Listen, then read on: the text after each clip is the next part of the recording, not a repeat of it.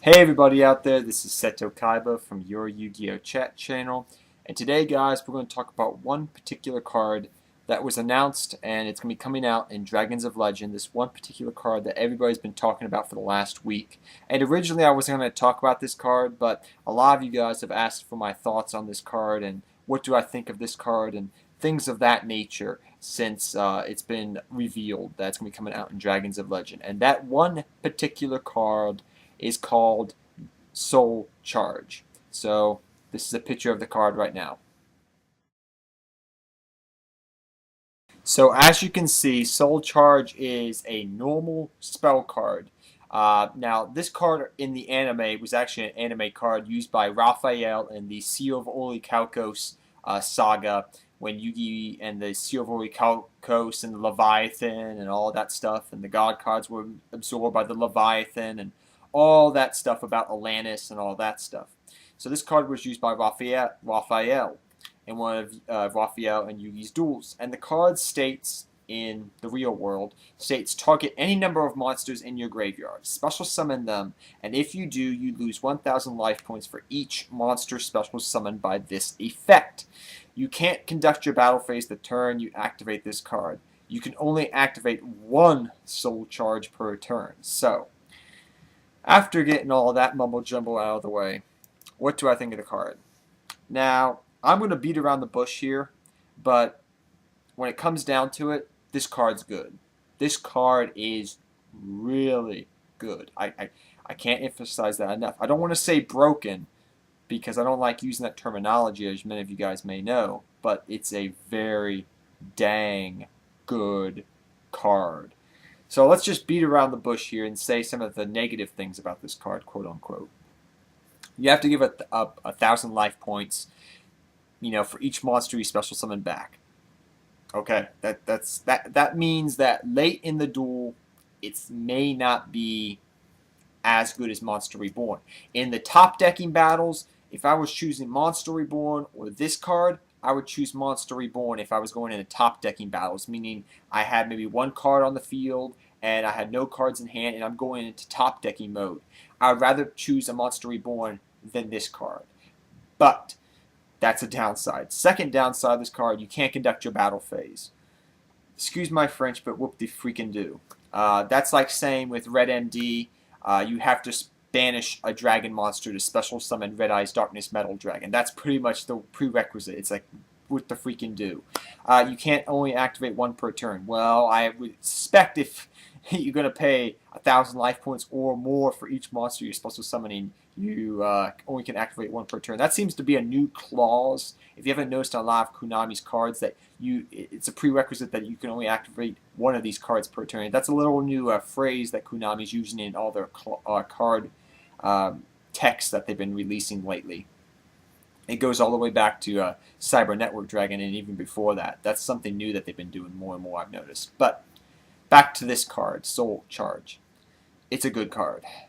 I can say that because you can't conduct your battle phase, it's not good.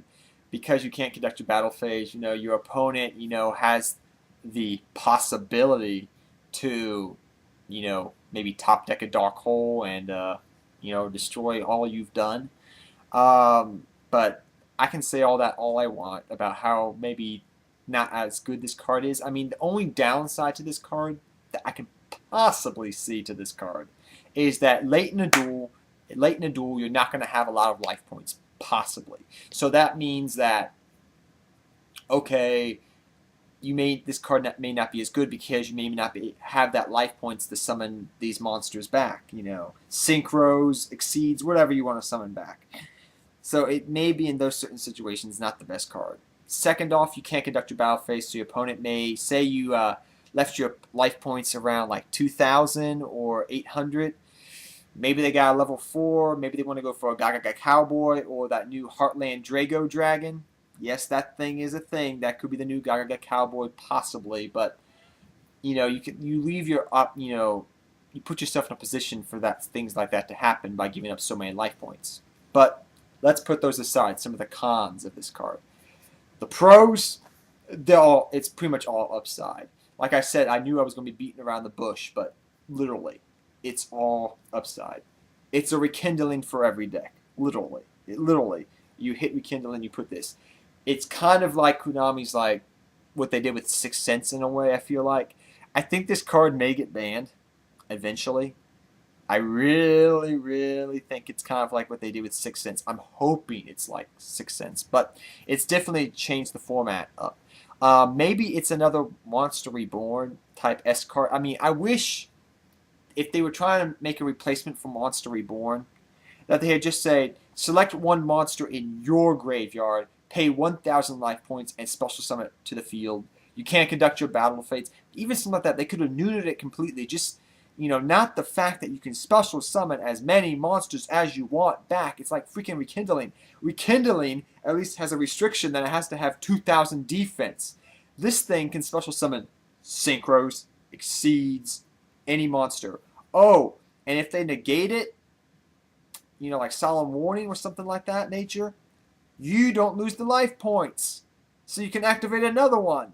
So it's all upside for this card. This card's good. This card I would put somewhere between how good Harpy's Feather Duster may have been and Monster Reborn and things of that nature. This card's up there with the big boys as being one of the best cards in the game of Yu-Gi-Oh! Probably of all time. The fact that it's generic makes it more of an insult. At least Rekindling, you had to use fire monsters. This can be anything. You could be, look at some of those players like Double Quasar. That's kind of a long shot, but really. A lot of people have been talking about this card like, well, you can pay 5,000 life points to get all these monsters back. Realistically, I can say, how often is it going to be you're going to pay 5,000 life points just to do this? Maybe it will happen. The situations will happen where you do pay 5,000 life points to do all these shenanigans, but most of the time you're probably going to bring back some big-ass beaters, excuse my French, where you're going to bring out some big-ass monsters that you had in the graveyard that died, Synchro monsters, Exceed monsters, and just start beating your opponent down. If somebody activates this on you late, mid-game, it's pretty much all over. This card is not good early game. Same thing Monster Reborn was. It's possibly not good late game. It's amazing in the mid game when you're in that grind mode and things of that nature. It's amazing. You killed all my monsters? Psh. Plus, it's another boost to Pendulum Summoning. So if your Pendulum Summonings backfire, let me just pay the life points and get all those monsters back that you just negated with my Pendulum Summon. It's a really ridiculous card. I think it's actually probably the best card in the set, and there's a lot of good non-archetype type cards coming out of Dragons of Legend. People kind of forget that about Dragons of Legend. There are a lot of good cards coming out of it, but they're not archetype based. They're more fun cards that some of us players, can play around and put in certain decks to have some fun with. But this card is by far the best card in this set, I would think.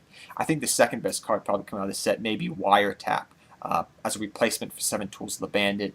After that, I think Mathematician, maybe the Ice and Fire Hands. There's a lot of good cards coming out of this set, and the fact that this card came out makes me think that this is the chase card for this set by far, and it may be the same thing with Sixth Sense. They let us play with it for what now? End of April, May, June, July. Just like Sixth Sense, and then they ban this card. Maybe they'll do that. I'm hoping, because I do not want to have. This is kind of a ridiculous card. This is a God card. It's like Godstorm, like some people have said. It's a good ass card. Forgive my French. It's a very good card. I can say all the negative things I want about this card. It's good. It's a good card. I'm not going to probably play this card because I'm afraid it's going to get banned. And if this card turns out to be as good as it's probably going to be, then maybe I'll buy one. But I don't want to spend the money on this card that's possibly going to be really banned soon, because I kind of smell Konami doing what they did with Sixth Sense, like, oh, we release it in this set, and then in a couple, little ways down the road we'll ban it. But maybe that won't happen. Maybe this is trying to like make up for the fact that they hit Rekindling and they banned Monster Reborn. But this is way something doesn't smell right with Konami releasing this card. This card should not have been made. But those are just my thoughts on Soul Charge. What are your thoughts on Soul Charge, and how do you think Soul Charge will affect the rest of this format? I think it will be one of those cards that it's going to be played in a lot of decks. Some people say you should run 3. Some people say you should run 1. I'm going to go right in the middle and say maybe you should run 2 of this card. I mean, you can activate Golden Sarcophagus to search this card out, set it up for a turn or so later when you maybe have some monsters in the grave and do some stuff. It's a good card. It's a good card. I can say you can't conduct a battle phase, but it's a good card. But what are your thoughts on this card? And again, how do you think it's going to impact the format? Till next time, guys, take care, have fun dueling, good luck dueling, and I think it's going to really have an impact on this format. But till next time, guys, Seto Kaiba, I'm out of here, guys.